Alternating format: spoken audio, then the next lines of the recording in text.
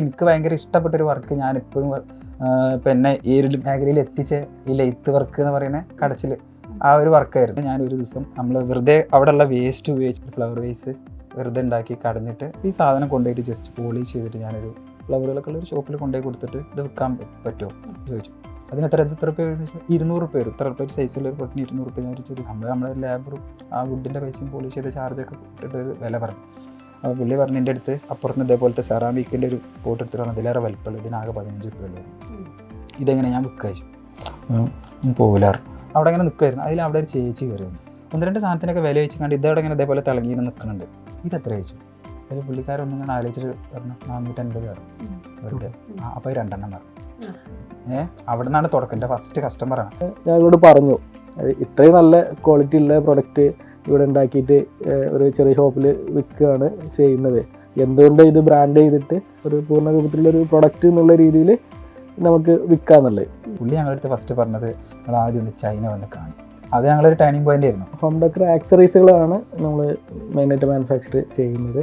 അതിൽ main product wooden flower vase, wooden clock വരുന്നുണ്ട്, wooden mirror, പിന്നെ ടെസ്റ്റ് ട്യൂബ്, പ്ലാന്റേഴ്സ്, അങ്ങനെ ഒരു 13ഓളം കാറ്റഗറിയിൽ നമുക്ക് 1000ഓളം പ്രൊഡക്റ്റാണ് ഇപ്പോൾ നിലവിൽ നമ്മൾ ഡെവലപ്പ് ചെയ്തിട്ട്. നമുക്കിപ്പോൾ 300ഓളം ചെയിൻ സ്റ്റോറുകളുണ്ട്. കേരളത്തിൽ എത്ര ഷോപ്പുകളാണ് ഉള്ളത്? കേരളത്തിൽ 65ഓളം സ്റ്റോറുകളിൽ. തമിഴ്നാട് എല്ലാ ഡിസ്ട്രിക്റ്റിലും നമ്മുടെ സ്റ്റോറുകളുണ്ട്. പിന്നെ കർണാടകയിൽ കുറച്ച് സ്റ്റോറുകളുള്ളൂ. ആന്ധ്രാപ്രദേശ്, ഗുജറാത്ത്, പിന്നെ തെലങ്കാന, ഹൈദരാബാദ് ഒക്കെ സ്റ്റോറുകളുണ്ട്.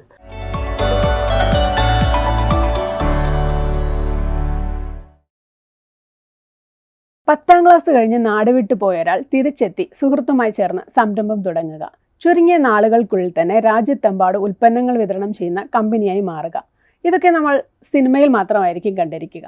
എന്നാൽ തികച്ചും വ്യത്യസ്തമായൊരു സംരംഭക കഥയാണ് ഹോം ഡെക്കർ ബ്രാൻഡായ അഡൂച്ചിൻ്റെ സാരഥികളായ മഷൂദും അബ്ദു നാസറും പങ്കുവയ്ക്കുന്നത്. ഇരുവരുമാണ് ധനം സ്റ്റാർട്ടപ്പ് കഥയിൽ ഇന്ന് നമ്മുടെ അതിഥികൾ. ഇന്ന് രാജ്യത്തെമ്പാടുമായി 300-ലധികം ഷോറൂമുകളിലാണ് ഇവരുടെ ഉൽപ്പന്നങ്ങൾ എത്തുന്നത്. മഷൂദ്, അബ്ദു, ധനം സ്റ്റാർട്ടപ്പ് കഥയിലേക്ക് സ്വാഗതം. ഇരുവരും കുട്ടിക്കാലം മുതലേ സുഹൃത്തുക്കളാണ്. പക്ഷെ നിങ്ങളുടെ യഥാർത്ഥ കഥ തുടങ്ങുന്നത് അഡൂച്ച് തുടങ്ങുന്നതിന് ഏറെ മുമ്പാണ് അല്ലേ? മഷൂദ് 10ാം ക്ലാസ്സിൽ പഠിക്കുന്ന സമയം. എങ്ങനെയാണ് ഈ കരകൗശല വസ്തുക്കൾ ഉണ്ടാക്കുന്നതിലേക്കൊരു കടന്നുവരവ്? എൻ്റെ 10ാം ക്ലാസ് പഠനം കഴിഞ്ഞതിന് ശേഷമാണ് ഫസ്റ്റായിട്ട് എൻ്റെ വീടിനടുത്തുള്ള ഒരു ഫർണിച്ചറിൻ്റെ ഒരു കമ്പനിയിൽ വർക്ക് ചെയ്യാൻ വേണ്ടിയിട്ട് പോകുന്നത്. അവിടെ ഫസ്റ്റായിട്ട് ഞാൻ കയറുന്നത് ഒരു സ്റ്റോർ കീപ്പറായിട്ട്, ഒരു കമ്പനിയിലെ സ്റ്റോർ കീപ്പറായിട്ട് ജസ്റ്റ് തന്നെ അവിടെ ഇരുത്തായിരുന്നു. ഫ്രീ സമയത്തൊക്കെ ഞാൻ കമ്പനീൻ്റെ ഉള്ളിൽ മൊത്തം നടന്നിങ്ങനെ മെഷീനറി സെക്ഷനൊക്കെ ഇങ്ങനെ കൗതുകത്തോടുകൂടിയൊക്കെ കാണും. അപ്പോൾ ഇതിൽ ഓരോ ദിവസവും നമുക്കിങ്ങനെ ഓരോ മെഷീനറി വർക്ക് ചെയ്ത് കാണുമ്പോൾ അത് പഠിക്കണം എന്ന് തോന്നും. അങ്ങനെ ഞാൻ എന്ത് അവിടുത്തെ കമ്പനി ഓണറെടുത്ത് ചോദിച്ചിട്ട് ഞാൻ വർക്കിന് ഇറങ്ങിക്കോട്ടെ, അപ്പോൾ ഒന്നുകൂടെ സാലറി ഒക്കെ ഒന്നും കൂടെ മെച്ചപ്പെടുത്തി തന്നൂടെ എന്നുള്ള രീതിയിൽ എന്ത് ചെയ്യാണ്, അവിടെ അന്നെന്തോ 1000 രൂപക്കോ അങ്ങനെ എന്തോ സാലറിക്കാണ് ഞാൻ അവിടെ വർക്ക് ചെയ്യണത്. ഫസ്റ്റായിട്ട് കയറുന്നത് ഒരു മന്ത്ലി 1000 രൂപയ്ക്ക് അങ്ങനെയാണ് വർക്ക് ചെയ്യണത്. അപ്പോൾ അങ്ങനെ പുള്ളിക്കാരൻ പറഞ്ഞതിൻ്റെ അടുത്ത് ഓക്കെ നിങ്ങൾക്ക് അതാണ് താല്പര്യം എന്നുണ്ടെങ്കിൽ കഴിയുന്നുണ്ട് വെച്ചെങ്കിൽ ഡേഞ്ചറാണൊക്കെ മെഷീനറീസൊക്കെ നോക്കിയിട്ട് വേണം വർക്ക് ചെയ്യാനെന്ന് പറഞ്ഞിട്ട് അങ്ങനെ ഒരു മെഷീൻ്റെ കൂടെ എൻ്റെ ഹെൽപ്പറായിട്ട് ഇതായിരുന്നു. അത് ആ മെഷീനിൽ പിന്നെ കുറച്ച് ദിവസത്തിന് ശേഷം ഞാൻ ആ മെഷീനിൽ വർക്ക് ചെയ്യാൻ തുടങ്ങി. അങ്ങനെ അതിൻ്റെയൊക്കെ ഇടയിൽ എനിക്ക് ഭയങ്കര ഇഷ്ടപ്പെട്ടൊരു വർക്ക് ഞാനിപ്പോഴും ഇപ്പം എന്നെ ഈ ഒരു മേഖലയിൽ എത്തിച്ച ഈ ലെയ്ത്ത് വർക്ക് എന്ന് പറയുന്ന കടച്ചിൽ ആ ഒരു വർക്കായിരുന്നു. അപ്പോൾ ഈ സൺഡേകളിലൊക്കെ ഫ്രീ ടൈമിലൊക്കെ മെല്ലെ പുള്ളിക്കാരുടെ അടുത്ത് സമ്മതം ചോദിച്ചിട്ട് മെല്ലെ പഠിപ്പിച്ചെടുത്ത് തരാൻ പറഞ്ഞ് കുറേശ്ശെ പഠിച്ചെടുത്ത് ആ വർക്ക്. അങ്ങനെ നിൽക്കുന്ന ഒരു സമയത്താണ് എനിക്ക് വീട്ടിലത്തെ കുറച്ച് പ്രശ്നങ്ങളൊക്കെ ഉണ്ടായിരുന്നു. അപ്പം അത് കാരണം ഞാൻ വീട്ടിൽ 1-2 സ്ട്രിക്റ്റ് ആയിട്ടുള്ള ഓരോരോ വിഷയങ്ങളൊക്കെ ആയിരുന്നു. അത് കാരണം എനിക്കൊന്ന് നാട് വിട്ട് പോകേണ്ട ഒരു അവസ്ഥ വന്നു. നാട് വിട്ട് പോകുക എന്ന് പറയുമ്പോൾ എന്താ പറയുക, ഇവിടുന്ന് ഇവർക്കാർക്കും എത്തിപ്പെടാൻ പറ്റാത്തൊരു ദൂരം എന്നുള്ള നിലക്ക് നമ്മളൊക്കെ ഒരു മൈൻഡിലുള്ളത് ആദ്യം ബോംബെ എന്നുള്ള ഒരു സംഭവം. അങ്ങനെ അവിടത്തേക്കാണ് പോയത്. അവിടെ എത്തിയിട്ട് കുറേ ഇഷ്യൂസൊക്കെ ഉണ്ടായിട്ടുണ്ട്, കുറേ പ്രശ്നങ്ങളൊക്കെ, കുറേ സംഭവം റെയിൽവേ സ്റ്റേഷനിലൊക്കെ കിടന്നുറങ്ങി കുറച്ച് കഷ്ടപ്പെട്ടു. ഉദ്ദേശിച്ച് എനിക്ക് അറിയുന്ന ഒരു കൈത്തൊഴിലുണ്ടല്ലോ, അത് ആ ഒരു ധൈര്യത്തിലാണ് പോണത്. ബോംബെയിലൊക്കെ ചെന്നിറങ്ങിയപ്പോൾ ഭാഷയൊക്കെ അറിയാമായിരുന്നോ? എന്താണ് അവിടെ ചെന്നിട്ട് ആദ്യം ചെയ്തത്? ബോംബെയിലെ ഭാഷ എന്ന് പറയുമ്പോൾ ഹിന്ദി അല്ലേ. ഹിന്ദി ഓൾറെഡി ഇപ്പോൾ ഞാൻ വർക്ക് ചെയ്ത സമയത്ത് എൻ്റെ അസിസ്റ്റൻ്റായിട്ട് വർക്ക് ചെയ്യുന്ന ഹെൽപ്പർമാരൊക്കെ ഹിന്ദിക്കാരുണ്ടായിരുന്നു. അപ്പോൾ അവരുടെ അടുത്ത് കുറേയൊക്കെ സംസാരിച്ചിട്ടുള്ള ചെറിയൊരു ഐഡിയ ഒക്കെ ഉണ്ട്. അപ്പോൾ അവിടെ എത്തിപ്പെട്ടു എന്നല്ലാതെ നമ്മൾ ഇവിടുന്ന് അങ്ങോട്ട് പോയിന്നേ ഉള്ളൂ. അവിടെ എത്തിയതിന് ശേഷം എന്താ ചെയ്യുക എന്നുള്ള പ്ലാനിങ് ഒന്നുമില്ല. ജസ്റ്റ് എന്തെങ്കിലും അന്ന് ഗൂഗിളൊക്കെ കുറച്ച് സെർച്ച് ചെയ്തിട്ട് അടുത്ത ഫർണിച്ചർ കമ്പനികൾ എന്തെങ്കിലും ഉണ്ടോ എന്നുള്ളതൊക്കെ കുറേ നോക്കി. പിന്നെ അവിടെ നിന്ന് തന്നെ എനിക്ക് ഒരാൾ റെയിൽവേ സ്റ്റേഷനിൽ വെച്ച് പരിചയപ്പെട്ട ഒരാൾ പറഞ്ഞു തന്നു, ഇന്ന ഏരിയയിൽ നമുക്ക് കമ്പനികളുണ്ട് പറഞ്ഞിട്ട് അവിടെ തിരിച്ച് കയറുക ചെയ്ത് പൻവേൽ എന്ന് പറഞ്ഞ സ്ഥലത്ത്. അപ്പോൾ അവിടെയാണ് ഒരു ഇൻഡസ്ട്രിയൽ ഏരിയ ആണ്, അവിടെയാണ് ഒരു ഫർണിച്ചർ കമ്പനി കണ്ടെത്തിയത്. അവിടെയാണ് കുറച്ച് കാലം വർക്ക് ചെയ്തത്. പിന്നെ അവിടുന്ന് വേറെ വീട്ടിലേക്കൊക്കെ വിളിച്ചിരുന്നു. വീട്ടിലേക്ക് എന്ന് പറയുമ്പോൾ ഉമ്മാക്ക് വിളിക്കും. അപ്പോൾ അങ്ങനെയൊക്കെ ഒരു കോൺടാക്റ്റ് ഒക്കെ ഉണ്ടായിരുന്നു, ചെറിയ രീതിയിലൊക്കെ കോൺടാക്റ്റ് ഉണ്ടായിരുന്നു. പിന്നെ ഒരു പ്രാവശ്യം അവിടെ 3-3.5 മാസം കണ്ട് വർക്ക് ചെയ്തിട്ടുള്ളൂ അവിടെ. അവിടുന്ന് ഒരു പ്രാവശ്യം തിരിച്ച് നാട്ടിലേക്ക്, എൻ്റെ ഒരു സുഹൃത്തുണ്ടായിരുന്നു നാട്ടിൽ, എനിക്കൊരു അവൻ്റെ അടുത്താണ് ഞാൻ വീട്ടിലേക്ക് കൊടുക്കാനുള്ള ക്യാഷൊക്കെ കൊടുത്തിട്ട് തിരിച്ച് വരുന്ന സമയം അവിടുന്ന് നാട്ടിലേക്ക് വരുന്നുണ്ട്. റെയിൽവേ സ്റ്റേഷനിലേറ്റം വന്നിട്ട് തിരൂർ റെയിൽവേ സ്റ്റേഷനിലേറ്റം വന്നിട്ട് അവിടെ കൊടുത്തിട്ട് തിരിച്ച് പോവുക ചെയ്തിരുന്നത്. തിരിച്ച് ബോംബെയിലേക്ക് തന്നെ പോകും. അതിങ്ങനെ ജസ്റ്റ് രസമായിട്ട് ഇങ്ങനെ ട്രെയിനിൽ ട്രാവൽ ചെയ്തിട്ട് അങ്ങനെ പോകും. അങ്ങനെ ഒരു പ്രാവശ്യം നാട്ടിൽ വന്ന സമയത്താണ് ഞാൻ നേരെ വെച്ച് പിടിപ്പിച്ചത്. അവിടെ മടുത്തു സത്യത്തിൽ, വെള്ളവും എല്ലാ കാര്യത്തിലും. അങ്ങനെയാണ് തൃശ്ശൂർ ഞാൻ എത്തിപ്പെട്ടത്. തൃശ്ശൂർ ഇങ്ങനെ അന്വേഷിച്ചപ്പോൾ അവിടെ തന്നെ ഒരാൾ അവിടെ നിൽക്കുന്ന കമ്പനിയിൽ മലയാളികൾ ഉണ്ടായിരുന്നു. അപ്പോൾ അവരെടുത്ത് അന്വേഷിച്ചപ്പോൾ അവർ തൃശ്ശൂരാണ് പറഞ്ഞപ്പോൾ തൃശ്ശൂർ ഇങ്ങനെ ഒരു ഏരിയ ഉണ്ടെന്ന് പറഞ്ഞു. ചോര് എന്ന് പറഞ്ഞ ഏരിയ ഫർണിച്ചറിൻ്റെ ഒരു ഏരിയ ആയിരുന്നു. അവിടെ നോക്കുമ്പോൾ അപാര സാധ്യത, നമ്മൾ പഠിച്ച വർക്കിന് ഒരുപാട് സ്കോപ്പ് ഉണ്ട്, പല കമ്പനികളിലും വർക്കുണ്ട്. അങ്ങനെ അവിടെ നല്ലൊരു കമ്പനിയിൽ ആശാൻ്റെ അടുത്ത് എത്തിപ്പെട്ടത്. അവിടെ നിന്നാണ് ശരിക്കും ഞാൻ നല്ല ജസ്റ്റ് ഒരു ബേസിക്, എനിക്ക് ഈ ലെയ്ത്ത് എന്നുള്ളതിൻ്റെ ഒരു ബേസിക് വർക്ക് എനിക്ക് അറിയായിരുന്നുള്ളൂ ആദ്യമൊക്കെ. അവിടെ എത്തിയപ്പോൾ നമ്മളെ പഠിച്ചതൊന്നും ഒന്നുമല്ല എന്നുള്ളത് തോന്നുന്ന രീതിയിലുള്ളൊരു ആ റേഞ്ചിലായിരുന്നു ആശാൻ്റെ ഒക്കെ ഓരോരോ വർക്കുകൾ. ഇപ്പോൾ ഈ അമ്പലത്തിൻ്റെ ഒക്കെ കൊടിമരങ്ങൾ, അതുപോലെ വലിയ വലിയ വീടിൻ്റെ ഫില്ലറുകൾ, അങ്ങനത്തെ കുറേ ഹെവി വർക്കുകൾ എടുക്കണ ഇങ്ങനെ കാണുമ്പോൾ നമ്മൾ അത്ഭുതത്തോടെ ഇങ്ങനെ കാണും. അങ്ങനെ പുള്ളിൻ്റെ ഒപ്പം കൂടി അവിടുന്ന് അത്യാവശ്യം വർക്കുണ്ട്. അവിടെ സിമ്പിളായിട്ടുള്ള ചെറിയ വർക്കുകൾ എടുക്കാൻ വേണ്ടി എന്നെ അസിസ്റ്റൻ്റ് ആയിട്ട് വെച്ചു. അത്യാവശ്യം നല്ല അസിസ്റ്റൻ്റായി പറഞ്ഞപ്പോൾ തന്നെ അന്നത്തെ സമയത്ത് എനിക്ക് തോന്നുന്നത് 400 രൂപ കൂലി എന്നൊക്കെ പറഞ്ഞാൽ ഭയങ്കര സംഭവമായിരുന്നു. എനിക്ക് കിട്ടിയിരുന്ന അത്ര 200 അങ്ങനത്തെ ഒരു ദിവസത്തിൽ കൂലി ഇട്ടിരുന്നത് 400 ഇരട്ടിയൊക്കെയാണ് ഇവിടെ പറഞ്ഞത്. അപ്പോൾ പിന്നെ അവിടെ തന്നെ നമ്മളെ വെട്ടിങ് കിടക്കൊക്കെ എടുത്ത് അവിടെ തന്നെ സെറ്റിലായി. പുള്ളിൻ്റെ അടുത്തായി. ഭയങ്കര കുടിയനായിട്ടുള്ളൊരു മനുഷ്യനായിരുന്നു. എന്തെങ്കിലും വർക്കൊക്കെ തെറ്റിക്കഴിഞ്ഞാൽ നല്ല മണ്ടക്കൊക്കെ അടിയൊക്കെ കിട്ടും. വെച്ചാൽ നമുക്കൊന്നും തന്നെ കൊണ്ട് പഠിക്കുക എന്നാൽ അവിടെ നിൽക്കുക, നല്ല ജോലിയുണ്ട്. പിന്നെ പുള്ളിൻ്റെ അടുത്ത് പഠിച്ചെടുക്കുക അത്രയും വർക്കും ഉണ്ടായിരുന്നു, നല്ല ഹെവി ആയിട്ടുള്ള നല്ല വർക്കുകൾ പഠിച്ചെടുത്തു അവിടെ നിന്ന്. പുള്ളിൻ്റെ അടുത്ത് ഏകദേശം 1 വർഷത്തോളം അവിടെ നിന്നിട്ടുണ്ട്. അവിടുന്ന് ഒരു പ്രാവശ്യം ഇതേപോലെ എന്തോ ആവശ്യത്തിന് എറണാകുളത്തേക്ക്, അവിടുന്ന് പറഞ്ഞാൽ കുറച്ചുകൂടി സ്റ്റാൻഡേർഡ് ആയിട്ടുള്ള നല്ല ഒരുപാട് കമ്പനികളൊക്കെ ഉണ്ട് എറണാകുളത്ത് എന്ന് പറഞ്ഞിട്ട്. എറണാകുളത്ത് ഞാൻ അവിടെ ഒരു കമ്പനിയിൽ, എറണാകുളത്ത് ഇൻഫോ പാർക്കിലൊരു കമ്പനിയിൽ വന്നിട്ടുണ്ടായിരുന്നു. അവിടുന്ന് എൻ്റെ അടുത്ത് പറഞ്ഞത് ITI സർട്ടിഫിക്കറ്റ് ഉണ്ടല്ലോ. എൻ്റെ അടുത്ത് അങ്ങനത്തെ സംഭവങ്ങളൊന്നുമില്ല, 10ാം ക്ലാസ് മാത്രമേ ഉള്ളൂ. ITI സർട്ടിഫിക്കറ്റ് വേണമെന്ന് പറഞ്ഞു. പക്ഷെ അത് പറയുമ്പോഴും എനിക്ക് എന്നോട് ഇൻ്റർവ്യൂ ചെയ്യുന്ന സമയത്ത് നമുക്ക് ഇങ്ങനെ കാണാം ഫാക്ടറിൻ്റെ ഉള്ളിൽ ഇങ്ങനെ ഓരോ മിഷനറീസ് വർക്ക് ചെയ്യുന്നതും നല്ല അടിപൊളി വലിയ ഫാക്ടറിയാണ് വർക്ക് ചെയ്യുന്നത് ഇങ്ങനെ കാണാം. അപ്പോൾ നമ്മളൊരു വീക്ക്നെസ് ലെയ്ത്താണല്ലോ കടച്ചിൽ മെഷീൻ. അപ്പോൾ അതിൻ്റെ വർക്ക് ചെയ്യുന്നത് ഇങ്ങനെ അവിടെ അകത്ത് കാണുന്നുണ്ട്. അപ്പോൾ ഈ കണ്ട സമയത്ത് ഞാൻ ചോദിച്ചു, ആ വർക്ക് എനിക്ക് ശരിക്കും അറിയും. ഞാൻ മൊബൈലിൽ ഫോട്ടോസൊക്കെ കാണിച്ചു കൊടുക്കുന്നുണ്ട്. അപ്പോൾ പറഞ്ഞു സർട്ടിഫിക്കറ്റ് വേണം നിർബന്ധമായിട്ട്. അപ്പോൾ ഞാൻ പുള്ളിൻ്റെ അടുത്ത് വെറുതെ ഒരു ഡയലോഗ് പോയി എന്നുള്ള അതിൽ അടിച്ചു കൊടുത്താണ്. നിങ്ങൾക്കിപ്പോൾ ആ സർട്ടിഫിക്കറ്റ് കിട്ടിയതുകൊണ്ട് പ്രത്യേകിച്ച് കാര്യമൊന്നുമില്ലല്ലോ, പിന്നെ ഒരു ആഴ്ച വർക്ക് ചെയ്യാൻ വേണ്ടി അവനില്ലാതെ ടോപ്പായിട്ട് ഞാൻ ആ വർക്ക് എടുത്തുതരാം, എന്നിട്ട് എൻ്റെ ശമ്പളം തീരുമാനിച്ചാൽ മതി നല്ല സംഭവം പറഞ്ഞു. കോൺഫിഡൻസ് ഉണ്ടോ എന്ന് ചോദിച്ചു.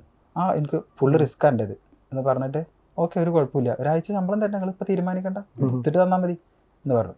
അങ്ങനെ എന്ത് ചെയ്തു, എന്നാൽ എൻ്റെ ഉള്ള ആധാർ കാർഡ് കൊടുത്ത് SSLCൻ്റെ കോപ്പിയാണുള്ളത്, അതവിടെ കൊടുത്ത് കൗണ്ടറിൽ കൊടുത്തിട്ട് ജോയിൻ ചെയ്യും, എൻ്റെ സാധനങ്ങളൊക്കെ വെച്ചിട്ട് ബാഗൊക്കെ കൊണ്ട് വെച്ച് പറഞ്ഞു. അങ്ങനെ അവിടെ ഇതാക്കി ഒരാഴ്ച ഞാൻ വർക്ക് ചെയ്തതിന് ശേഷം എനിക്ക് അവിടെ വർക്ക് ചെയ്ത് കൊണ്ടിരിക്കണം 3 ഇരട്ടി സാലറിയാണ്. എനിക്ക് ഫസ്റ്റായിട്ട് 8000 രൂപ ശമ്പളം എഴുതി തന്നു. എൻ്റെ SSLCൻ്റെ ബാക്കിൽ പുള്ളിക്കാരൻ എഴുതി തന്നു, 8 രൂപ ശമ്പളം കൊടുക്കേണ്ടിട്ടെന്ന് പറഞ്ഞിട്ട്.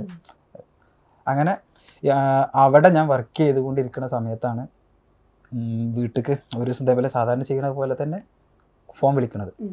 ഫോൺ വിളിച്ചുകൊണ്ട് ബൂത്തിൽ നിന്ന് ഫോൺ വിളിച്ചുകൊണ്ട് ഞാൻ പുറത്തിറങ്ങിക്കാണ്ട് കമ്പനിക്ക് തന്നെ സൺഡേയിലാണ് പുറത്തിറങ്ങി കമ്പനിക്ക് പോയി. അതിൽ ഒരു ദിവസം ഫോൺ വിളിച്ചപ്പോൾ ഉമ്മാൻ്റെ കൂടെ ഇപ്പം ഉണ്ടായിരുന്നു, സംശയമുണ്ട്. എന്നിട്ട് എന്ത് ചെയ്തു, ആ നമ്പർക്ക് തിരിച്ചു വിളിച്ചു.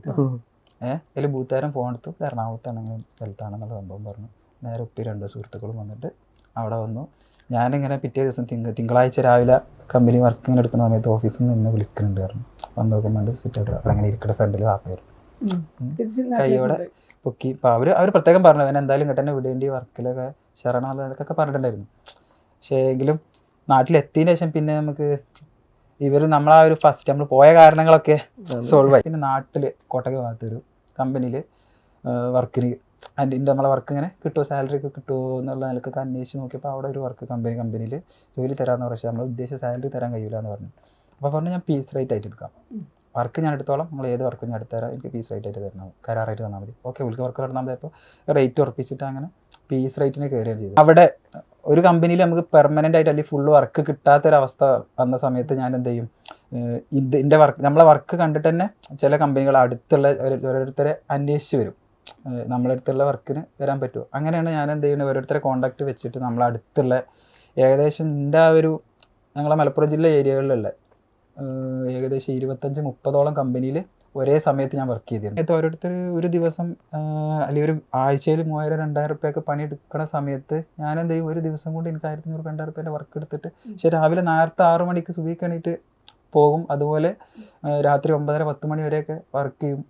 അങ്ങനെ പോവായിരുന്നു. ആ സമയത്താണ് ശരിക്കും ഉണ്ടാക്കുന്നത് ഈ സോഫന്റെ ഒക്കെ കാലുകള്, ചെയറിന്റെ കാലുകള്, അതുപോലെ കോട്ടിന്റെ കാലുകൾ, അങ്ങനത്തെ ലെയ്ത്ത് ടേൺ ചെയ്തെടുക്കുന്ന ഒരുപാട് ഐറ്റംസുകളുണ്ട്. അതായിരുന്നു ചെയ്തിരുന്നത്. അങ്ങനെ ഇരിക്കുന്ന സമയത്താണ് ഞാൻ പിന്നെ എൻ്റെ വീട്ടിൽ ഒരു ഇരിക്കുമ്പോഴാണ് വീടിൻ്റെ തൊട്ട് മുമ്പിലുള്ള ഒരു ചെറിയൊരു ഷട്ടർ റൂമുണ്ട്, അതിലൊരു പലചരക്ക് കടയൊക്കെ ക്ലോസ് ചെയ്ത് പോയതാണ്.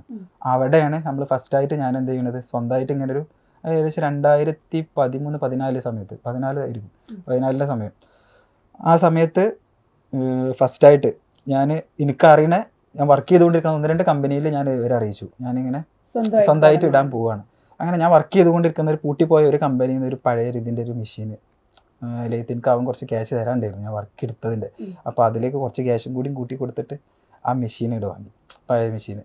അത് കൊടുത്തിട്ട് ഫിക്സ് ചെയ്തിട്ട് ഞാൻ എൻ്റെ പോയിരുന്ന കമ്പനിയിലുള്ള വലിയ ഹെവി കമ്പനികളൊന്നും അക്സെപ്റ്റ് ചെയ്തില്ല, പക്ഷെ ചെറിയ ആളുകളൊക്കെ ഇങ്ങോട്ട് കൊണ്ടുവരാൻ പറ്റുമോ ചോദിച്ചു കഴിഞ്ഞാൽ സ്പെഷ്യൽ റേറ്റിൽ തരാം, അല്ലെങ്കിൽ നിങ്ങൾക്ക് അവിടെ തരുന്ന റേറ്റൊക്കെ തന്നാൽ മതി എന്നുള്ളൊരു കണ്ടീഷനിലൊക്കെ സംസാരിച്ചിട്ടും ചിലത് ഫസ്റ്റ് സ്റ്റാർട്ടിങ്ങിൽ അങ്ങനെ തുടങ്ങി, പിന്നെ റേറ്റൊക്കെ ഞാൻ തന്നെ താനെ കൂട്ടി. അങ്ങനെ ഇരിക്കുന്ന സമയത്താണ് ഞാൻ ഒരു ദിവസം നമ്മൾ വെറുതെ അവിടെയുള്ള വേസ്റ്റ് ഉപയോഗിച്ചിട്ട് കൗതുകത്തിന് നമ്മളെ വീട്ടിൽ ഇതേ മെഷീൻ ഉപയോഗിച്ചിട്ട് തന്നെ ഒരു ഫ്ലവർ വേസ് വെറുതെ ഉണ്ടാക്കി കടഞ്ഞിട്ട് എടുത്തിട്ട് ഇങ്ങനെ കൊണ്ടുപോയിട്ട് നമ്മളെ സോക്കേസിൽ വെച്ചിരുന്നു. ഈ സാധനം കൊണ്ടുപോയിട്ട് ജസ്റ്റ് പോളിഷ് ചെയ്തിട്ട് ഞാനൊരു നമ്മളെ നാട്ടിലുള്ള ഒരു മാർക്കറ്റിൽ കൊണ്ടുപോയിട്ട് ഒരു ഫ്ലവറിൻ്റെ ഒരു ഷോപ്പിൽ തന്നെ ഫ്ലവറുകളൊക്കെ ഉള്ള ഒരു ഷോപ്പിൽ കൊണ്ടുപോയി കൊടുത്തിട്ട് ഇത് വിൽക്കാൻ പറ്റുമോ ചോദിച്ച സമയത്ത് പുള്ളീൻ്റെ അടുത്ത് ഫസ്റ്റ് പറഞ്ഞത് അതിന് എത്ര രൂപ 200 രൂപ വരും, ഇത്ര പ്ലേറ്റ് സൈസുള്ള ഒരു പൊട്ടിന് 200 രൂപ. ഞാൻ ചെറിയ അതിൻ്റെ ഒരു നമ്മളെ ലേബറും ആ വുഡിൻ്റെ പൈസയും പോളിഷ് ചെയ്ത ചാർജൊക്കെ ഇട്ടിട്ട് ഒരു വില പറഞ്ഞു. അപ്പോൾ പുള്ളി പറഞ്ഞു എൻ്റെ അടുത്ത് അപ്പുറത്ത് ഇതേപോലത്തെ സെറാമിക്കിൻ്റെ ഒരു പോട്ട് എടുത്തിട്ട് പറഞ്ഞു ഇതിലേറെ വലിപ്പമുള്ളൂ, ഇതിനാകെ 15 രൂപ ഉള്ളു പറഞ്ഞു. ഇതെങ്ങനെ ഞാൻ വിൽക്കാച്ചു പോകില്ലാറ്. അപ്പോൾ ഞാൻ പറഞ്ഞ് കുറച്ച് നേരം അവിടെ ഇങ്ങനെ നിൽക്കുമായിരുന്നു. അവിടെ ഒരു ചേച്ചി കയറി വന്നു. ഞാൻ അവിടെ ഇങ്ങനെ എന്നെങ്ങനെ എന്താ പറയുക അവോയ്ഡ് ചെയ്ത് നിൽക്കുകയായിരുന്നു. ആ സമയത്ത് ഒരു ചേച്ചി കയറി വന്നിട്ട് 1-2 സാധനത്തിനൊക്കെ വില വെച്ചിക്കാണ്ട് ഇതവിടെ ഇങ്ങനെ ഇതേപോലെ തിളങ്ങിയിട്ട് നിൽക്കുന്നുണ്ട്. അയാളെ എൻ്റെ അടുത്ത് വാങ്ങിക്കാണ്ട് കൗണ്ടറിൽ വെച്ചിട്ട് അയാൾ എന്തോ ഒരു ഫോൺ എന്തോ വന്നു സംസാരിച്ചുകൊണ്ടിരിക്കുകയായിരുന്നു. അതിലാണ് ഈ ചേച്ചി ഇങ്ങനെ വന്നിട്ട് 1-2 സാധനങ്ങൾ നോക്കിയിട്ട് പറഞ്ഞു ഇത് എത്ര ചോദിച്ചു. അതിൽ പുള്ളിക്കാരൊന്നും ഇങ്ങനെ ആലോചിച്ചിട്ട് പറഞ്ഞു 450 പറഞ്ഞു വെറുതെ. അപ്പോൾ 2 എണ്ണം പറഞ്ഞു. അവിടെ നിന്നാണ് തുടക്കം, എൻ്റെ ഫസ്റ്റ് കസ്റ്റമറാണ്. 2 എണ്ണം എന്ന് പറഞ്ഞു. അപ്പോൾ അയാളിൻ്റെ അടുത്ത് കണ്ണോട് ചോദിച്ചു, എൻ്റെ അടുത്ത് ഉണ്ടോ ചോദിച്ചു, എൻ്റെ അടുത്ത് ആ സാധനം ഉണ്ടോ ചോദിച്ചു. അപ്പോൾ ഞാൻ പറഞ്ഞു 4 എണ്ണം ഉണ്ട്, ബൈക്കായിട്ടാണ് സ്കൂട്ടി കൊണ്ടാണ് പോയിക്കുന്നത്. അപ്പം അതിൽ 4 എണ്ണം ഉണ്ട് പറഞ്ഞു. 4 എണ്ണം എടുക്കായിരുന്നു. അതിന് 2 എണ്ണം കൊടുത്തു. അയാൾ വിട്ടിക്കാണ്ട് അതിന് 450-900 രൂപ വാങ്ങിയിട്ട് അതിന് 800 രൂപ എനിക്ക് എടുത്തു തന്നിട്ട് 4 എണ്ണത്തിൻ്റെ ഒരു 10 എണ്ണം കൂടി ഉണ്ടാക്കി കൊണ്ടുവരായിരുന്നു. അവിടെ നിന്നാണ് തുടക്കം. പിറ്റേ ദിവസം ഞാൻ ഇതേപോലെ വേറൊരു മോഡൽ കൂടി കൊണ്ടുപോയി കൊടുത്തു. പിന്നെ അത് സ്റ്റെപ്പ് ബൈ സ്റ്റെപ്പായിട്ട് എന്ത് ചെയ്യാണ് കുറേ ഇപ്പം എത്തി നിൽക്കുന്ന റേഞ്ചിക്ക് എത്തിയിട്ടില്ലെങ്കിലും അത്യാവശ്യം ഏകദേശം ഒരു 10-100ഓളം മോഡലുകൾ അത് ബൈക്കിൽ കൊണ്ടുപോയി കൊടുത്തു, പിന്നെ ഓട്ടോയിൽ കൊണ്ടുപോയി കൊടുത്തു, പിന്നെ അതിനൊരു വണ്ടി വെച്ച് ഈ ഇതിൻ്റെ ഇടയിൽ എന്നെ കൊണ്ട് കഴിയാത്ത സമയത്ത് പോളിഷ് ചെയ്യാനും അങ്ങനത്തെ മറ്റു വർക്കിനൊക്കെ 1-2 നാട്ടിലുള്ള ഈ വെക്കേഷൻ സമയത്ത് എന്നെ പോലെ ഞാൻ ചോദിച്ചു തന്ന പോലെ തന്നെ എൻ്റെ അടുത്തും ചോദിച്ചു വന്നു. 1-2 പയ്യന്മാർ ഇതേപോലെ പോളിഷ് ചെയ്യാൻ വരുതാൻ എന്തെങ്കിലും പണി തരുമോ കാക്കാന്ന് ചോദിച്ചിട്ട് വന്നു. അപ്പോൾ അവർക്ക് ജോലി കൊടുത്ത് അങ്ങനെ അവരെ കൊണ്ട് ചെയ്യിപ്പിച്ചെടുത്ത് ഇങ്ങനെ നമ്മളതായിട്ടുള്ള രീതിയിൽ ഇങ്ങനെ പോയായിരുന്നു. അപ്പോൾ ഈ ചെറിയ ഷോപ്പുകൾക്കൊക്കെ കൊടുത്തോണ്ടിരിക്കുന്ന സമയത്താണ് അബ്ദുവിന്റെ കടന്നു വരവും തോന്നല്ലേ? അതെങ്ങനെയായിരുന്നു? എങ്ങനെയാണ് ഇതിലൊരു സാധ്യത ഉണ്ടെന്ന് അബ്ദു എങ്ങനെയാണ് തിരിച്ചറിയുന്നത്? എൻ്റെ വീട്ടിലോട്ട് വേണ്ടിയിട്ട് എൻ്റെ കല്യാണം നടക്കുന്ന സമയത്ത് റൂമൊന്ന് ഡെക്കറേറ്റ് ചെയ്യണം. അപ്പോൾ ആ ടൈമിൽ ഡെക്കറേഷൻ ആയിട്ടുള്ള ആക്സറീസുകൾ നോക്കിയായിരുന്നു. അപ്പോഴാണ് ഇവനെ ഓർമ്മ വന്നത്. ഇവൻ്റെ കമ്പനിയിലൊന്നും ഞാൻ ഇങ്ങനെ ഈ ചെറിയ ഷെഡ് ഉണ്ടല്ലോ അവിടെ ഒന്നും പോയി നോക്കിയിട്ടില്ലായിരുന്നു. പോയി നോക്കിയ ടൈമിൽ ഞാനും എന്താ പറയുക ഭയങ്കര സർപ്രൈസ് ഇതായി. അത് പുറത്ത് കണ്ടു കഴിഞ്ഞാൽ ചെറിയൊരു റൂം, ചെറിയൊരു ഷെഡ്, പക്ഷേ അവിടുന്ന് ഉണ്ടാക്കുന്ന പ്രൊഡക്റ്റ് എന്താ പറയുക ഒരു ഇൻ്റർനാഷണൽ ക്വാളിറ്റി ഉള്ള പ്രൊഡക്റ്റ്. ഞാനോട് പറഞ്ഞു എനിക്ക് ഇന്ന സ്പേസുകളിൽ വെക്കാനുള്ള ഐറ്റംസാണ് വേണ്ടതെന്ന് പറഞ്ഞു. അപ്പോൾ ഓക്കെ റെഡിയാക്കാമെന്ന് പറഞ്ഞിട്ട് കൊണ്ടുവന്നു. ഇപ്പോഴും ഉണ്ട് എൻ്റെ വീട്ടിൽ ഐറ്റംസ്. അതെ. അങ്ങനെ ഫസ്റ്റ് പിന്നെ കയ്യിൽ നിന്ന് പ്രൊഡക്റ്റുകൾ വാങ്ങി. പിന്നീടാണ് ഞാൻ ഇവരോട് പറഞ്ഞു, ഇത്രയും നല്ല ക്വാളിറ്റി ഉള്ള പ്രൊഡക്റ്റ് ഇവിടെ ഉണ്ടാക്കിയിട്ട് ഒരു ചെറിയ ഷോപ്പിൽ വിൽക്കുകയാണ് ചെയ്യുന്നത്, എന്തുകൊണ്ട് ഇത് ബ്രാൻഡ് ചെയ്തിട്ട് നമുക്ക് പ്രൊഡക്റ്റായി ഒരു ഫൈനൽ പ്രൊഡക്റ്റ് ആക്കിയിട്ട് ഒരു പൂർണ്ണ രൂപത്തിലുള്ളൊരു പ്രൊഡക്റ്റ് എന്നുള്ള രീതിയിൽ നമുക്ക് വിൽക്കാന്നുള്ളത്. അപ്പോൾ അവനക്കും താല്പര്യമായി. നമ്മൾ അങ്ങനെ ഡിസ്കസ് ചെയ്തു ഈ രീതിയിൽ.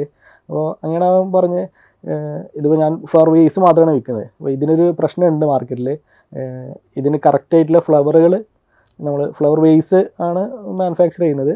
അപ്പോൾ പിന്നെ എന്തായാലും നമ്മളൊരു പുതിയ ഒരു ബ്രാൻഡായിട്ട് അല്ലെങ്കിൽ ഒരു സ്ട്രക്ചേർഡ് ആയിട്ടുള്ള ഒരു ബിസിനസ് മോഡലിൽ ഒരു സ്റ്റാർട്ടപ്പ് ആയിട്ട് തുടങ്ങാം എന്നുള്ള രീതിയിൽ ഞാൻ പറഞ്ഞു.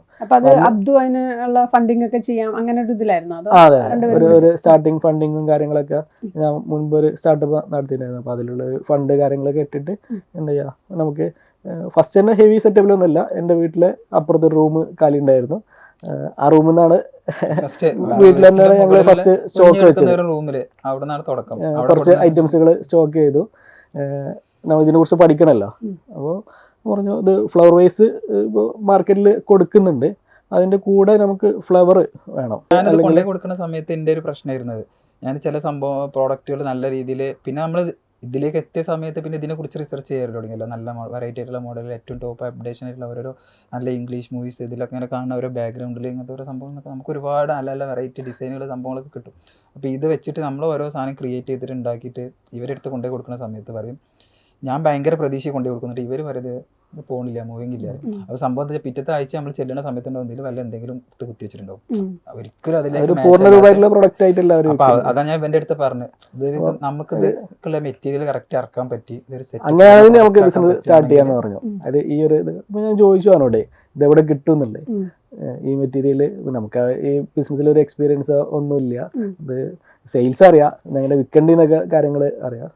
നമുക്ക് ചൈനയിൽ കിട്ടും, ചൈനയിൽ നിന്നാണ് ഇത് വരുന്നത് എന്നുള്ളത് പറഞ്ഞു. അപ്പോൾ നമ്മൾ പ്ലാൻ ഉണ്ടെന്ന് അങ്ങനെയാണെന്നുണ്ടെങ്കിൽ നമുക്ക് ചൈനയിൽ നിന്നുള്ളൊരു ആരെങ്കിലും കോൺടാക്ട് ചെയ്തിട്ട് നമുക്ക് കുറച്ച് കൊറിയർ വരുത്തിക്കാം നല്ല പ്ലാനിങ്. ചൈനയിൽ നിന്ന് കൊണ്ടുവരാൻ പറ്റുമോ? അതോ ചൈനേൻ്റെത് ഞങ്ങൾ ഫസ്റ്റായിട്ട് ചൈനയിൽ നിന്ന് കുറച്ച് മെറ്റീരിയൽ കാണിച്ചിട്ട് ശരിക്കും ചൈനയിൽ നിന്ന് ഇത് എത്തിച്ചേരാൻ പറ്റുമോ എന്നാണ് ഞങ്ങളൊരു ഏജൻറ്റിനെ കണ്ടിട്ട് ചോദിച്ചത്. അപ്പോൾ അവർ ഞങ്ങളടുത്ത്, അത് ഞങ്ങളൊരു ടേണിംഗ് പോയിന്റ് ആയിരുന്നു.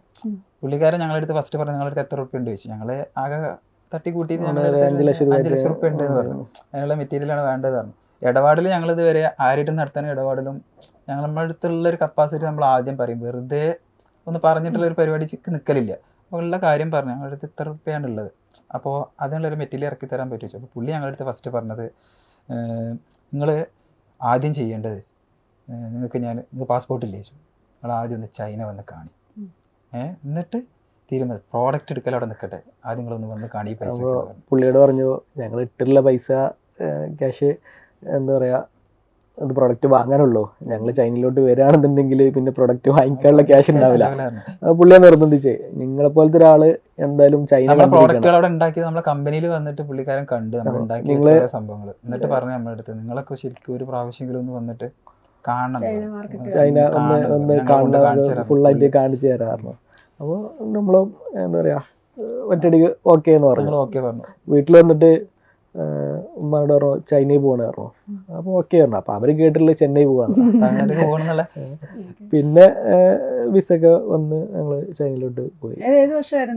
2019. അവിടുത്തെ ഒരു സംഭവം കണ്ടതോട് കൂടി തന്നെ നമ്മളെ കാഴ്ചപ്പാടും മൊത്തം, പിന്നെ നമുക്കൊരു ധൈര്യം കുറവുണ്ടായിരുന്നു ചില കാര്യങ്ങൾ ചെയ്യാനും. ഇപ്പോൾ അത് പ്രത്യേകിച്ച് ചിലരൊക്കെ നമ്മളോട് ചോദിക്കുമായിരുന്നു, ഇപ്പോൾ ഒരു പൂച്ചട്ടിയൊക്കെ ഉണ്ടാക്കി കണ്ടൊക്കെ ഒരു അതൊക്കെ എത്ര സ്കോപ്പ് ഉണ്ടോ, അല്ലെങ്കിൽ ഒരു ബിസിനസ് ആക്കാൻ പറ്റുമോ. എന്നോട് ആളുകൾ ചോദിക്കും, നീ ഇങ്ങനത്തെ സ്റ്റാർട്ടപ്പും PG ഒക്കെ പഠിച്ചതല്ലേ, ഇതൊക്കെ നിങ്ങൾക്ക് നല്ലൊരു കമ്പനിയിൽ ജോലി ചെയ്തൂടെ, ഇതിന്റെ പിന്നാലെ അടക്കണോ ആ ടൈമില്. പിന്നെ എനിക്ക് ഈ മേഖല എക്സ്പീരിയൻസ് ഇല്ല. പക്ഷെ ആ ചൈന കണ്ട ടൈമില് അവരത്രയും ഇതില് ഇൻവെസ്റ്റ് ചെയ്തിട്ടുണ്ട്. ഒരു സിറ്റി മൊത്തം വേണ്ടിട്ട് ഈ സെറാമിക് ആയിക്കോട്ടെ ഇങ്ങനത്തെ മറ്റ് കാറ്റഗറിയിൽ ഇതിന് വേണ്ടിയിട്ട് ഒരു അത്രയും ഒരു വേൾഡിൽ അത്രയും മാർക്കറ്റ് ഉണ്ടെന്ന് നമുക്ക് മനസ്സിലായി. ഒരുപാട് കാരണം അവര് എന്തുകൊണ്ടും നമ്മൾ അതിന്റെ ഒരു അവർക്ക് ഇത് വാങ്ങുന്നവർക്ക് ഒരു ഏറ്റവും ഒരു അപ്ഡേഷനും ആയിരിക്കും നമ്മളെ പ്രോഡക്റ്റ് എന്നുള്ളത് നമുക്ക് ഉറപ്പായി. ഇതിലേക്കുള്ള ആക്സസറീസ് നമുക്ക് കിട്ടുകയാണെന്നുണ്ടെങ്കിൽ അപ്പോൾ ഇനി എത്രയും പെട്ടെന്ന് ഫണ്ട് കളക്ട് ചെയ്യണം. അവിടെ മെറ്റീരിയലുകൾ ഞങ്ങൾ കണ്ടിട്ട് അന്നത്തെ ഒരു ദിവസം നമ്മൾ സെലക്ട് ചെയ്തിട്ട് കാണുന്ന നമ്മൾ ഉദ്ദേശിച്ച സാധനങ്ങളൊക്കെ 10 കൊട്ടേഷൻ ദിവസമായിട്ടാണ് 10 ദിവസം നിന്ന് അതിൽ കൊട്ടേഷൻ അടിച്ച സമയത്ത് ഏകദേശം 5 കോടിയോ 6 കോടിയൊക്കെയാണ് വാല്യൂ. വൈകുന്നേരം വന്നിട്ട് കണക്ക് കൂട്ടി നോക്കുമ്പോൾ ഇവർ ബില്ലിട്ട് തന്നു, ഫാക്ടറിയിൽ നിന്നൊക്കെ വന്ന ബില്ലുകൾ വെച്ചിട്ട്. പിന്നെ 5 കോടി ഇല്ലെങ്കിലും ഫണ്ട് കളക്ട് ചെയ്തേ മതിയാവും. നാട്ടിലെത്തിയിട്ട് ഞങ്ങൾ തീരുമാനം പറയാന്ന് പറഞ്ഞ് രണ്ടുപേരും നാട്ടിലെത്തിയ ഉടനെ തന്നെ ഫ്രണ്ട്സ് ഫാമിലി അവരുടെ ഫണ്ട് കളക്ട് ചെയ്യാനുള്ള അവരൊരു കപ്പാസിറ്റി അനുസരിച്ച് അവരുടെ ഫണ്ട് തന്നിട്ടുണ്ട്. ഞങ്ങൾ അത് വെച്ചിട്ട് മെറ്റീരിയൽ ഫസ്റ്റ് ബാച്ച് വന്നു. ഇപ്പൊ നമ്മൾ പോട്ടുകൾ അല്ലെങ്കിൽ ആക്സസറീസ് ഒക്കെ വെക്കുമ്പോൾ അതിനൊപ്പമുള്ള സാധനങ്ങളാണ് നമ്മൾ ചൈനയിൽ നിന്ന് കൊണ്ടുവരുന്നത്. അത് എന്തൊക്കെ സാധനങ്ങളാണ്? ഈ പ്രോഡക്റ്റ് ഇതില് നമ്മളൊരു പ്രോഡക്റ്റ് ആണ്, നല്ല മൂവിങ് ആയിട്ട് പോകുന്ന ഒരു പ്രോഡക്റ്റ്.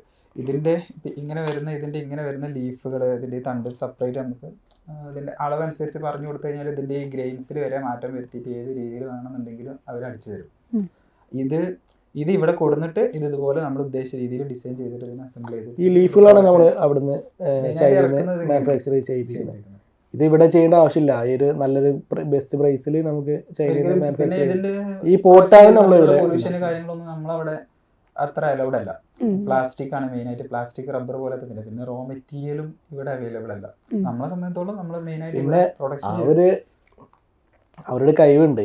ഏത് നമ്മൾ നാട്ടിൽ നിന്ന് ഇപ്പൊ ചില സമയത്ത് ഞങ്ങൾ നല്ലൊരു ചെടി കാണുന്ന ടൈമിൽ ഇവർക്ക് ഫോട്ടോ എടുത്തിട്ട് അയച്ചു കൊടുക്കും.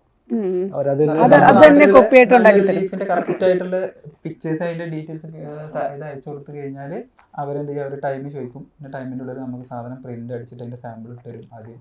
പിന്നെ അത് പ്രകാരം നമുക്ക് ക്വാണ്ടിറ്റി ആയിട്ട് എത്ര ക്വാണ്ടിറ്റി അവരൊരു കഴിവ് നമുക്ക് ഉപയോഗപ്പെടുത്താലോ.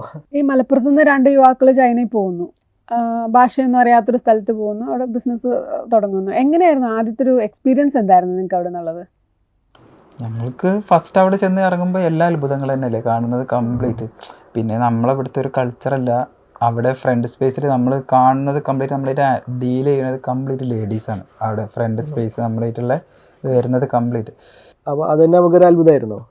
നമ്മുടെ നാട്ടിലൊക്കെ എല്ലാ ഷോപ്പുകളും എല്ലാ ബിസിനസ്സുകളൊക്കെ നടത്തുന്നത് ജെൻസ് ആയിരിക്കും. അവിടെ ഫ്രണ്ട് ബിസിനസ്സുകളിലൊക്കെ സ്ത്രീകളാണ്. അപ്പോൾ അത് തന്നെ നമുക്കൊരു അത്ഭുതമായിട്ട് ബിസിനസ് ഹാൻഡിൽ ചെയ്യുന്ന ഒരു ബിസിനസ്സിൻ്റെ ഇപ്പോൾ ഫാക്ടറികൾ കാണുന്നുണ്ടെങ്കിൽ അവർ ജെൻസാണ്, അവരെ ഹസ്ബൻഡ് ഫാദറൊക്കെയാണ് അവർ ഡീൽ ചെയ്യുന്നത്. ചൈന എന്ന് പറയുമ്പോൾ ലോക്കൽ എന്നാണ് ചില ആളുകൾക്ക് ഒരു ധാരണയുണ്ട്. അവരെടുത്ത് നമ്മൾ ലോക്കല് ചോദിച്ചാൽ ലോക്കല് തരും. നമ്മൾ പ്രീമിയം ഇപ്പോൾ ഒരു പ്രോഡക്റ്റ് കാണിച്ചു കൊടുത്തിട്ട് ഇപ്പോൾ നമുക്ക് ഈ ഇതിൻ്റെ ഒരു ലീഫ് ഒരു ഫോട്ടോ അവർ വിട്ട് തന്നു കഴിഞ്ഞാൽ ഇതിൻ്റെ ഒരു 10 ഗ്രേഡെങ്കിലും അവരെടുത്തുണ്ട്. അവിടെ ചെന്നിട്ട് മെയിനായിട്ട് ചെയ്യാതിരിക്കേണ്ട കാര്യം ബാർഗെയിൻ ചെയ്യരുത്. അവരൊരു പ്രൈസ് പറഞ്ഞാൽ ആ പ്രൈസിന് നമ്മൾ ഉദ്ദേശിച്ച ക്വാളിറ്റിയും പ്രോഡക്റ്റും ഓക്കെ ആണെന്നുണ്ടെങ്കിൽ ഓക്കെ അടിച്ച് അല്ലാതെ നമ്മൾ ഇപ്പോൾ ₹10 എന്ന് പറഞ്ഞൊരു സംഭവത്തിന് നമ്മൾ പറയുകയാണ് 9 തരുമെന്ന് ചോദിച്ചാൽ ഓക്കെയാണ്, 8 ഓക്കെയാണ്. പക്ഷെ അതിന്റെ മെറ്റീരിയലിലെ ക്വാളിറ്റിയിൽ കണ്ടു കഴിഞ്ഞാലും ഫോട്ടോയിലും എവിടെയും നമുക്ക് തർക്കിക്കാനോ ഒന്നിനും പറ്റില്ല. മെറ്റീരിയലിന്റെ പല രീതിയിൽ അതിന്റെ ക്വാളിറ്റിയിൽ മാറ്റം വരുത്താൻ അവരെ കൊണ്ട് അവരായിട്ട് സാമ്പിൾ കണ്ടിട്ട് ബിസിനസ് ചെയ്യാൻ പറ്റുള്ളൂ. അല്ലാതെ ഫോട്ടോ കാണിച്ചു കൊടുത്തിട്ട് ഇടപാടിലും അവരവരെ ഭാഗം പക്ക സേഫാണ്.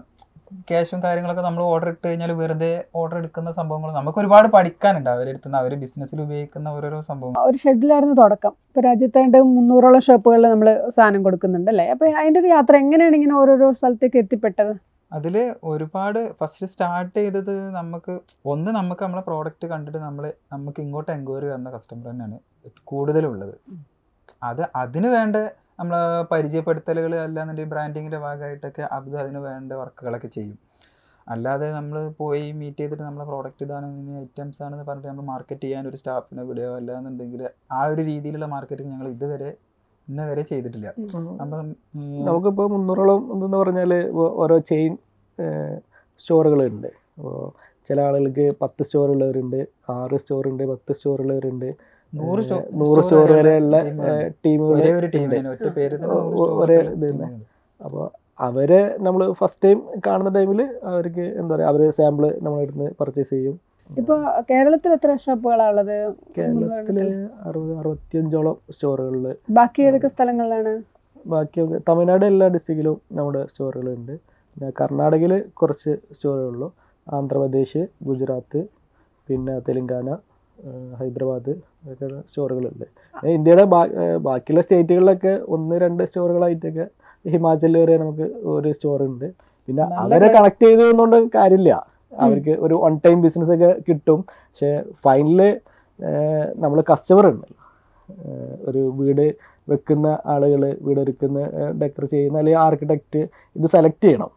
ഏത് ഇപ്പോൾ ഗുജറാത്തിലാണെന്നുണ്ടെങ്കിലും ഹിമാചലിലാണെന്നുണ്ടെങ്കിലും ഒരാൾ വീട് വെക്കുന്ന ടൈമിൽ നമ്മൾ പ്രൊഡക്റ്റ് എടുത്തു കഴിഞ്ഞാൽ മാത്രമാണ് നമ്മൾ സക്സസ് ആവുള്ളൂ. ഒരു സ്റ്റോറിൽ നമുക്ക് സ്പേസ് പിന്നീട് അവർ സ്പേസ് കൂട്ടിത്തരും. അപ്പോൾ ചില സ്റ്റോറുകളിലൊക്കെ നമുക്ക് 600 സ്ക്വയർ ഫീറ്റ് വരെ സ്പേസുകളുണ്ട്. ചില സ്റ്റോറുകളിൽ ചെറിയ റാക്കിലായിരിക്കും നമ്മൾ ഇത് ഉണ്ടാകുന്നത്.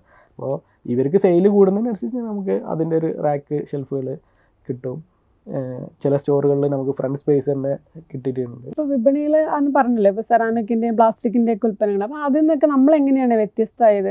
എന്തൊക്കെ വ്യത്യസ്തതയാണ് അടൂച്ചിൽ കൊണ്ടുവന്നത്?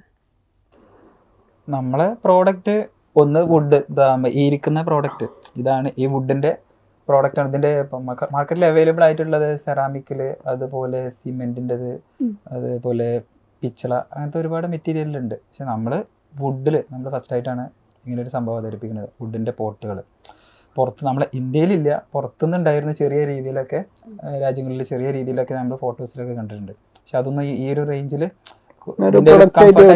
പ്രോഡക്റ്റ് ആയിട്ടില്ല. പിന്നെ അതിൻ്റെ ഒരു പ്രൈസിങ്ങും നമുക്ക് ഇവിടെ ചെയ്യുന്ന സമയത്ത് അതിൻ്റെ ആ ഒരു പ്രൈസിങ്ങും, പ്രത്യേകിച്ച് നമ്മളെ ഇന്ത്യയിൽ ഇവിടെ ചെയ്യുന്ന സമയത്ത് നമ്മൾ ഇവിടുത്തെ ലേബർ കോസ്റ്റും കാര്യങ്ങളൊക്കെ അതിന് പുറത്തതിനെ താരതമ്യേന കുറവായിരിക്കും. ഇവിടെ സ്വന്തം ഷോപ്സ് ഉണ്ടായിരുന്നോ? അതോ സ്വന്തം ഷോപ്പുകൾ ഇപ്പോൾ നിലവിൽ ഇല്ല.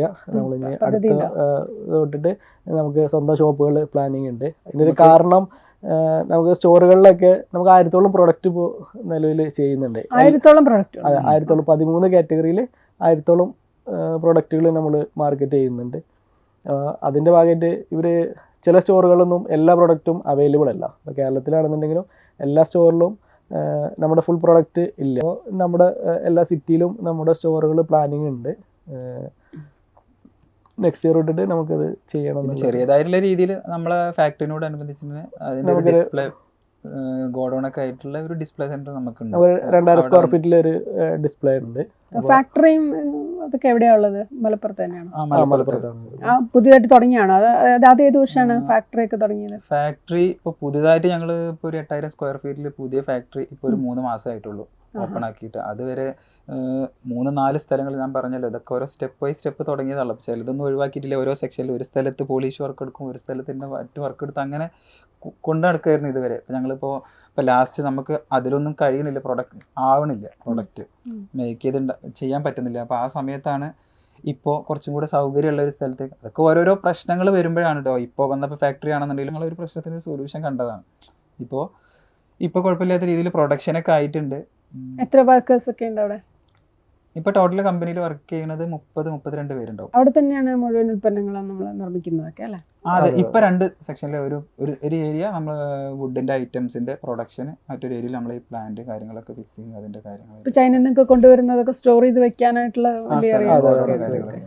ഇപ്പോൾ ചൈനീസ് നമ്മൾ ആദ്യമൊക്കെ അവരെ ലേബറിൽ തന്നെയായിരുന്നു കുറേ പ്രൊഡക്റ്റിൽ ചെയ്തിരുന്നത്. അപ്പോൾ നമുക്കും ഒരുപാട് ആളുകൾ ജോലി വെക്കാറുണ്ട്, സ്ഥിരമായിട്ട് നമ്മളോട് എന്താ പറയുക ജോലി വെക്കും. ഇപ്പോൾ ചൈനയിൽ നിന്ന് ഫുൾ റെഡിമെയ്ഡായിട്ട് കൊണ്ടുവരാതെ എന്ത് ചെയ്യും, അവിടുന്ന് സ്പെയർ ആയിട്ട് കൊണ്ടുവരും. അസംബ്ലിങ് നമുക്ക് ഇവിടെ കൊടുക്കാം. അപ്പോൾ ഇവിടെ അത്രയും ജോലി നമുക്ക് കൊടുക്കാനും പറ്റും. അവിടുന്ന് റോ മെറ്റീരിയൽ മാത്രം വാങ്ങിയിട്ട് ആദ്യം നമ്മൾ അവിടെ നിന്ന് തന്നെയായിരുന്നു അവരെ ലേബേഴ്സ് വെച്ചിട്ട് തന്നെയായിരുന്നു നമ്മളത് ഫിക്സിങ് കാര്യങ്ങളൊക്കെ ചെയ്തിട്ടുണ്ടായിരുന്നത്. ഇപ്പോൾ അത് ഇങ്ങോട്ട് ഒരു കുറച്ച് ഏരിയാസ് കൊണ്ടുവന്നിട്ടുണ്ട്. ഇനി ഭാവിയിൽ ഫുള്ളാക്കണം എന്നാണ്, ഇവിടെ തന്നെയാണ് ചെയ്യണം എന്നാണ് ആഗ്രഹം. ഇപ്പോൾ അടൂച്ചിൻ്റെ ഹോം ഡെക്കർ എന്ന് നമ്മൾ പറയുന്നത്, അപ്പോൾ എന്തൊക്കെയാണ് ഇതിൽ വരുന്ന വെറൈറ്റീസ്, ഉൽപ്പന്നങ്ങളാണുള്ളത്? ഹോം ഡെക്കർ ആക്സറീസുകളാണ് നമ്മൾ മെയിനായിട്ട് മാനുഫാക്ചർ ചെയ്യുന്നത്. അതിൽ main product wooden flower vase വരുന്നുണ്ട്, വുഡൻ ക്ലോക്ക് വരുന്നുണ്ട്, വുഡൻ മിറർ വരുന്നുണ്ട്, പിന്നെ ബെഡ് ലാമ്പുകൾ ചെയ്യുന്നുണ്ട്, പിന്നെ ടെസ്റ്റ് ട്യൂബ് പ്ലാന്റേഴ്സ് ചെയ്യുന്നുണ്ട്, പിന്നെ വാൾ ഫ്രെയിംസുകൾ ആ ഒരു കാറ്റഗറിയിൽ ചെയ്യുന്നുണ്ട്. അങ്ങനെ ഒരു 13ഓളം കാറ്റഗറിയിൽ നമുക്ക് 1000-ഓളം പ്രൊഡക്റ്റാണ് ഇപ്പോൾ നിലവിൽ നമ്മൾ ഡെവലപ്പ് ചെയ്തിട്ടുള്ളത്. ഷോപ്പുകളല്ലാതെ നമ്മൾ ഓൺലൈൻ വിൽപ്പന അങ്ങനെയൊക്കെ ഉണ്ടോ? അല്ലാതെ വേറെ വിദേശത്തു നിന്നൊക്കെയുള്ള ആൾക്കാർക്കൊക്കെ എങ്ങനെ ഇത് വാങ്ങിക്കാൻ പറ്റും? നമ്മൾ ആമസോണിൽ ഉണ്ട്. ഇപ്പോൾ നിലവിൽ സ്റ്റോക്ക് ഔട്ടാണ്. നെക്സ്റ്റ് മന്ത് തൊട്ടിട്ട് പുതിയ പ്രൊഡക്റ്റുകൾ ചില ഐറ്റംസുകൾ ഞങ്ങൾ തന്നെ ഔട്ട് ഓഫ് എന്താ പറയുക മാർക്കറ്റിൽ മാറ്റുവാണ്. ഒഴിവാക്കും, അപ്ഡേറ്റ് ചെയ്യുന്ന അപ്ഡേറ്റ് ചെയ്യുന്ന സമയത്ത് സമയത്ത്. അപ്പോൾ ഇനി പുതിയ പ്രൊഡക്റ്റുകൾ വരണം. അപ്പോൾ നമ്മുടെ ഇൻസ്റ്റഗ്രാം വഴി കോണ്ടാക്ട് ചെയ്താൽ നമുക്ക് അവർക്ക് വേൾഡ് മൊത്തം നമുക്ക് പിന്നെ എത്തിച്ചു ഇതുവരെ കൊടുക്കാം. ഞങ്ങള് ഒരു ഫോളോ ചെയ്തത് ഹോൾസെയിൽ ചെയ്യാനുള്ള ഒരു ട്രാക്ക് ആയിരുന്നു. നമ്മുടെ ഒരു ഫാക്ടറി സെറ്റപ്പ് ആ രീതിയിലാണ്, Factory setup ഹെവി ആണ്, പ്രൊഡക്ഷൻ production ആണ്. നമുക്ക് എന്താ പറയുക, ഡെയിലി ഒരു 1000 പീസെങ്കിലും അവിടുന്ന് പ്രൊഡക്റ്റ് ചെയ്തിട്ട് ഫ്ലോർ വൈസുകളൊക്കെ ഇതൊക്കെ ഡെയിലി പ്രൊഡക്ഷൻ ചെയ്ത് ഇറങ്ങും. അപ്പോൾ ഇത് സിംഗിൾ വിൽക്കുന്നതിന് നമുക്ക് പരിമിതി ഉണ്ട്. അപ്പോൾ അതിൻ്റെ ഇതാണ് ഇപ്പോൾ നിലവിൽ ഇതുവരെ നമ്മൾ ചെയ്തിട്ടുണ്ടെങ്കിൽ ഡീലേഴ്സിനെ വെച്ചിട്ടായിരുന്നു അടുത്ത ലെവലിൽ നമ്മൾ ഉദ്ദേശിക്കുന്ന റീറ്റെയിലേക്കുള്ള നമ്മൾ ഡയറക്റ്റ് കസ്റ്റമറിലോട്ട് ചെയ്യുന്നുണ്ട്. ഇപ്പോൾ ബിസിനസ് ഇങ്ങനെ വിപുലപ്പെടുത്തിക്കൊണ്ടിരിക്കുകയാണല്ലോ. ഫണ്ടിങ് ആണ് ഒരു ബിസിനസിന്റെ ഒരു പ്രധാന ഘടകം തന്നെ. അപ്പോൾ നിങ്ങൾ പുറത്തുനിന്ന് ഫണ്ടിങ് എടുക്കുന്നുണ്ടോ, അതോ സ്വന്തം ഫണ്ടിൽ തന്നെയാണോ കമ്പനി? നിലവിൽ നമ്മൾ ഫാമിലി ഫ്രണ്ട്സ് എന്നുള്ള രീതിയിലാണ് നമ്മൾ ഫണ്ടിങ് കാര്യങ്ങളൊക്കെ ചെയ്യുന്നുള്ളത്. നമ്മളെ ഫാമിലിയിൽ നിന്നാണ്, ഫാമിലി ഫ്രണ്ട്സൊക്കെ നല്ല രീതിയിൽ സപ്പോർട്ട് ചെയ്തിട്ടാണ് ഇത് പോകുന്നത്. പിന്നെ ഫണ്ടിങ്ങിനെ കുറിച്ചൊന്നും സ്റ്റാർട്ടിങ് വലിയൊരു ഫണ്ടിങ്ങിലോട്ടൊന്നും നമ്മൾ പോയിട്ടില്ല. കാരണം ഈ ഒരു കൺസെപ്റ്റ് മാർക്കറ്റിൽ സക്സസ് ആവുമോ ഇല്ലേ എന്ന് അറിഞ്ഞതിൻ്റെ ശേഷം മാത്രമേ അത് ഫണ്ടിങ്ങിലോട്ടൊക്കെ പോകാൻ പറ്റുള്ളൂ. നമുക്ക് റിലയൻസ് പിന്നെ ലീഡിംഗ് ആയിട്ട് നിൽക്കുന്ന കമ്പനിയാണ് ഹോം സെൻറ്റർ. ഈ ഹോം ഡെക്കോറിൽ ലീഡ് ആയിട്ട് കമ്പനിയാണ് ഹോം സെൻറ്റർ. ഇവർ നമുക്ക് ഓർഡർ പ്ലേസ് ചെയ്തു, പക്ഷേ നമ്മൾ എന്താ പറയുക, നമുക്കും അവരായിട്ട് ബിസിനസ് ചെയ്യാൻ പറ്റുന്ന ഒരു കപ്പാസിറ്റി എത്തുന്ന ടൈമിൽ കൊടുക്കുക, ഞങ്ങൾ അവരോട് പറഞ്ഞു വെച്ചിരിക്കുകയാണ്. കാരണം ഒരു വൺ ടൈം ബിസിനസ് അല്ലല്ലോ, ഒരു ലോങ് ടൈം ബിസിനസ്സാണ്. അപ്പോൾ നമുക്കും ഇപ്പോൾ അതിൻ്റെ ഭാഗമായിട്ടാണ് ഇപ്പോൾ ഇവരൊക്കെ ഓർഡർ കണ്ടിട്ടാണ് നമ്മൾ പുതിയ ഫാക്ടറി കാര്യങ്ങളൊക്കെ ഡെവലപ്പ് ചെയ്തിട്ടുള്ളത്. 3 മാസം മുമ്പ് ഫാക്ടറി വലുതാക്കിയൊക്കെ ഒരു കാരണം ഇതാണ്. ഇവരായിട്ടൊക്കെ ബിസിനസ് ചെയ്യണമെന്നുണ്ടെങ്കിൽ നമുക്കും വലിയ ക്യാപിറ്റൽ വേണം, വലിയ കോർപ്പറേറ്റ് ക്ലയൻസുകളൊക്കെ വന്നിട്ട്. അപ്പോൾ എന്തായാലും ഇനി ഫണ്ട് റേസ് ചെയ്യണം എന്നുള്ള രീതിയിലാണ്. പക്ഷേ അതിന് കൂടുതലായിട്ട് അതിൻ്റെ കാര്യങ്ങളൊന്നും അറിയില്ല. ഇനി നെക്സ്റ്റ് ഇത് എക്സ്പാൻഡ് ചെയ്യണമെന്നുണ്ടെങ്കിൽ എന്തായാലും ഫണ്ട് വേണം. ഇപ്പോൾ യുവ സംരംഭകരെന്നുള്ള നിലയിലെ കേരളത്തിലെ ഒരു ബിസിനസ് അന്തരീക്ഷത്തെക്കുറിച്ച് എന്താ നിങ്ങൾക്ക് തോന്നുന്നത്? നിങ്ങൾക്ക് തുടങ്ങാനൊക്കെ ആയിട്ട് എളുപ്പമായിരുന്നോ, അതെന്തെങ്കിലും ബുദ്ധിമുട്ടുകളൊക്കെ നേരിട്ടോ? കേരളത്തിൽ എന്താ പറയുക, പൊതുവേ ഉള്ള നമുക്ക് ഞങ്ങൾ ബുദ്ധിമുട്ടില്ലാത്തതിൻ്റെ കാരണം ഞങ്ങൾ ചെറിയ രീതിയിലാണ് തുടങ്ങിയിട്ടുള്ളത്. അത് നമ്മൾ ഒരാളെയും കാണിക്കാൻ വേണ്ടിയിട്ട് വലിയ സെറ്റപ്പിലൊന്നും ആദ്യം തുടങ്ങിയില്ല. ഓരോ ചെറിയ ഇപ്പോൾ മഷൂദാണ് തുടങ്ങിയത്, ഓരോ സ്റ്റെപ്പായിട്ടാണ് തുടങ്ങിയിട്ടുള്ളത്. അപ്പോൾ അതുകൊണ്ട് ആ ഒരു രീതിയിൽ വന്നതുകൊണ്ട് അത്രയും ബുദ്ധിമുട്ടില്ല. പിന്നെ കേരളത്തിൻ്റെ ഒരു പൊതുവായിട്ടുള്ള സംഭവം കുറച്ച് സ്ലോ ആണ്. നമ്മൾ കഴിഞ്ഞൊരു ഫാക്ടറി തുടങ്ങി ഓപ്പൺ ആക്കി എന്ന് പറഞ്ഞല്ലോ, അപ്പൊ അങ്ങനത്തെ സമയങ്ങളിലൊക്കെ ഇവരൊരു സ്ലോ ആണ്. പേപ്പർ വർക്കുകൾ എല്ലാം റെഡി ആവും, ഇപ്പൊ എല്ലാം ക്ലിയർ ആയി. തുടങ്ങാനുള്ളത് നമുക്ക് പേപ്പർ വർക്ക് ഒന്നും നടന്നില്ല, നിങ്ങൾ വർക്ക് തുടങ്ങിക്കോളൂ എന്നുള്ള ഒരു പെർമിഷനും ഉണ്ട്, ഒരു സൈലന്റ്. നമുക്കൊരു എല്ലാം എന്താ പറയാ, ഒരു വൃത്തിക്ക് തുടങ്ങാൻ തീരുമാനിച്ചു കഴിഞ്ഞാൽ എല്ലാം ക്ലിയർ ആക്കിയിട്ട് തുടങ്ങണം എന്നുണ്ടെങ്കിൽ ഭയങ്കര ഡിലേ ആണ്. വേറെ പ്രശ്നങ്ങൾ ബാക്കി പണ്ടത്തെ പോലെ ഇഷ്യൂസ് കാര്യങ്ങളൊന്നുമില്ല. എല്ലാം ഗവൺമെന്റ് ഭാഗത്തു നിന്നൊക്കെ നല്ല സപ്പോർട്ടാണ്. ഈ ഒരു സ്ലോ ഉണ്ട് എന്നുള്ളൂ. നമ്മൾ 1 മാസം കൊണ്ട് നടക്കുന്ന സംഭവം ചിലപ്പോൾ 3 മാസം 4 മാസം ആവും, എന്നാലും സംഭവം നടക്കും. അടുത്തൊരു 5 വർഷത്തില് അടൂച്ച് എവിടെ എത്തും, അങ്ങനെ ഒരു പ്ലാൻ ഉണ്ട്? അതായത് ഒരു ദീർഘകാല വിഷൻ എന്താണ് നമ്മുടെ? ഫസ്റ്റ് ഇന്ത്യയിലെ എല്ലാ സ്റ്റേറ്റുകളിലും നമ്മൾ പ്രൊഡക്റ്റ് അവൈലബിൾ ആക്കണം. കുറച്ച് സ്റ്റോറുകൾ, നമ്മുടേതായ ഓൺ സ്റ്റോറുകൾ തുടങ്ങണം. അതോടൊപ്പം തന്നെ ഓൺലൈൻ സജീവമായിട്ട്, ഈ ഡെക്കറേറ്റീവ് മേഖലയിൽ ഓൺലൈൻ അത്ര നമുക്ക് ചെയ്യാൻ കഴിയില്ല. ഇതിൻ്റെ പാക്കിങ്ങും ഡാമേജ് കാര്യങ്ങളൊക്കെ വരുന്നതുകൊണ്ട് ഓൺലൈൻ കൂടുതലായിട്ട് ചെയ്യാൻ പറ്റില്ല. ചെറിയ ചെറിയ പ്രൊഡക്റ്റുകളൊക്കെ നമുക്ക് ഓൺലൈൻ ചെയ്യാൻ പറ്റുള്ളൂ. നമ്മുടെ സ്റ്റോറുകളിലൊക്കെ നല്ല ഇന്ത്യയിലെ പ്രമുഖ സിറ്റിയിലൊക്കെ നമുക്ക് സ്റ്റോറുകൾ സെറ്റ് ചെയ്യണമെന്നുണ്ട്. പിന്നെ എക്സ്പോർട്ട് GCC കൺട്രീസിൽ, ബാക്കിയുള്ള രാജ്യങ്ങളിൽ, ഇപ്പോൾ യൂറോപ്യൻ കൺട്രീസിലൊക്കെ ഇതിന് ഭയങ്കര ഡിമാൻഡ് ഉണ്ട്. GCC കാര്യം ഇതിലൊക്കെ അതിൻ്റെ ഭാഗമായിട്ടാണ് നമുക്ക് പുതിയ ഫാക്ടറിയൊക്കെ ഓപ്പൺ ആക്കിയിട്ടുള്ളത്. ആ രീതിയിൽ ഡെവലപ്പ് ചെയ്യണമെന്നാണ് താല്പര്യം. അപ്പോൾ വളരെ നന്ദി, ഇത്രയും നേരം നമ്മളോട് സഹകരിച്ചതിന്. രണ്ടുപേരുടെയും സംരംഭക ജീവിതം കൂടുതൽ സുഖകരവും വലിയ ഉയരങ്ങളിലെത്തുകയും ചെയ്യട്ടെ. ആശംസകൾ.